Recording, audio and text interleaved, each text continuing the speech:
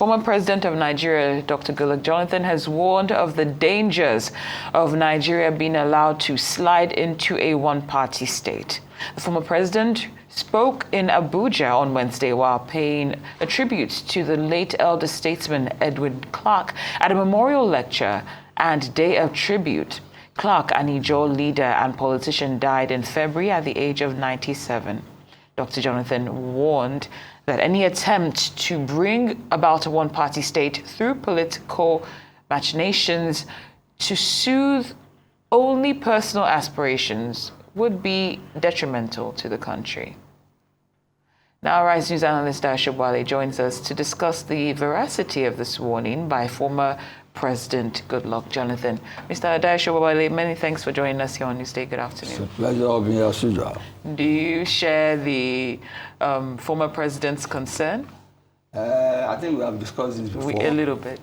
Well, I think in a way he's trying to caution the ruling party that you should not throw his weight too much around. But you see, I've said that I find the fears of a one-party state unfounded. Because in my view, Nigeria is too big for one party to control. You have to build bridges if you want power in this country. And you have to cut across various geopolitical zones. There's no way all of them will succumb to one-party state. Except, of course, you are talking of military rule. And I've said that before. And you see, I think the fear of military rule, of one-party rule is exaggerated. Let us leave it at that for now.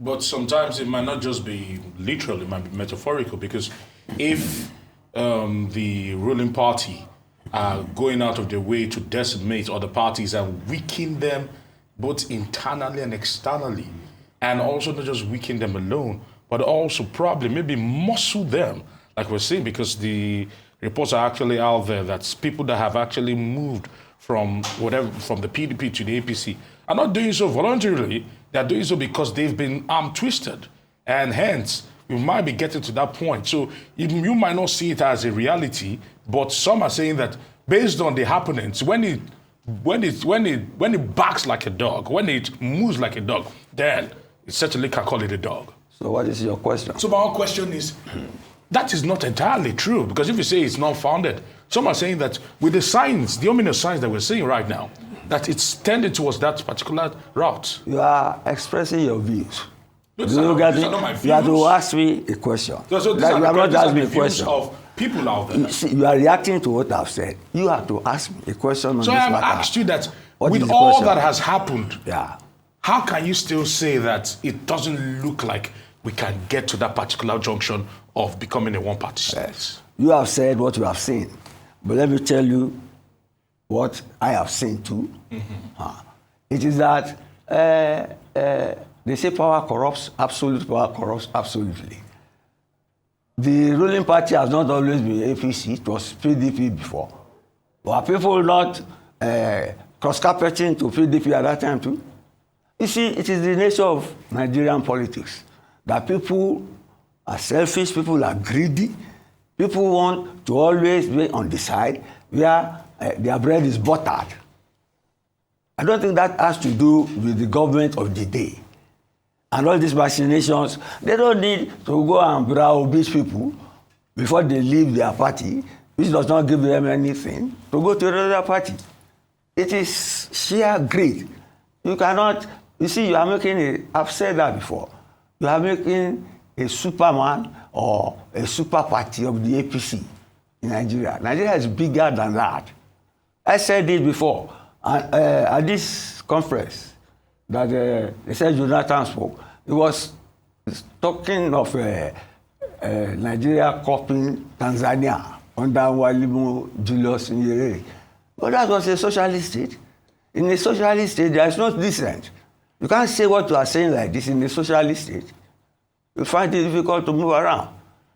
You get me? And when we got independence, most of the leaders that fought against British, whatever colonialism, French colonialism, they were people who moved to socialism. They were elected, but later they consolidated power and moved to socialism. I'm telling you, it did not happen in Nigeria. I think the nearest socialist to that was Sobowale, and he was accused of treasonable felony and jailed until military rule came in. So don't let us create a specter that will create a looming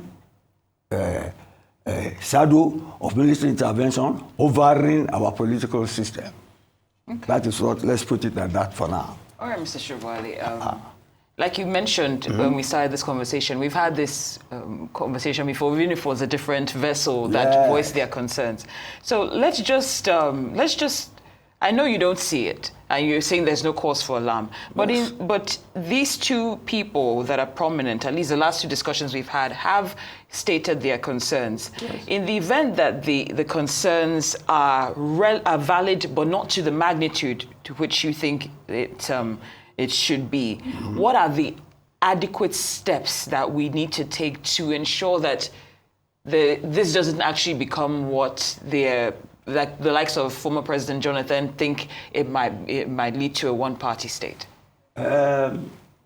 Since I do not envisage it, I may not entertain your fear again. I'll say that. Okay. But I tell you, there was a time, I will give two instances. There was a time in this country when we had military rule, and people were asking Abacha to become civilian president. Do you get me?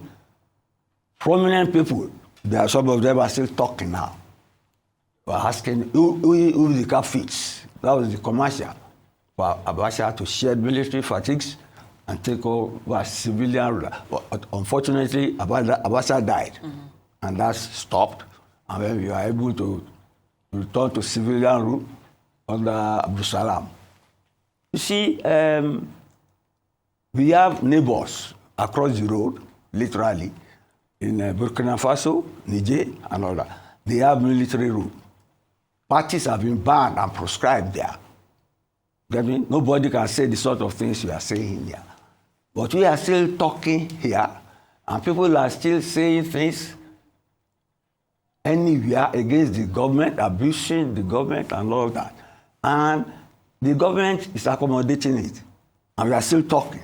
Not everybody is pleased with the government because of the economic situation. But it has demanded. You get me? Well, don't let us orchestrate. You almost sound like the government is doing us a favor by entertaining opposition voices. That's Dissenting voices is part of democracy. That's right. So why are you calling it a one-party state? So, but the point is, why are you contradicting yourself? The PDP. I've said it here, but we have a vibrant democracy, and I'm proud of that. But some would beg to differ. I will not jump into the boat. But some would beg to differ that. Who I think are alarmist. I cannot always say whatever I want to say against this government. The PDP people can always say, you see, it was the governor of Niger State, I read it somewhere, who said Nigerians don't allow government to govern.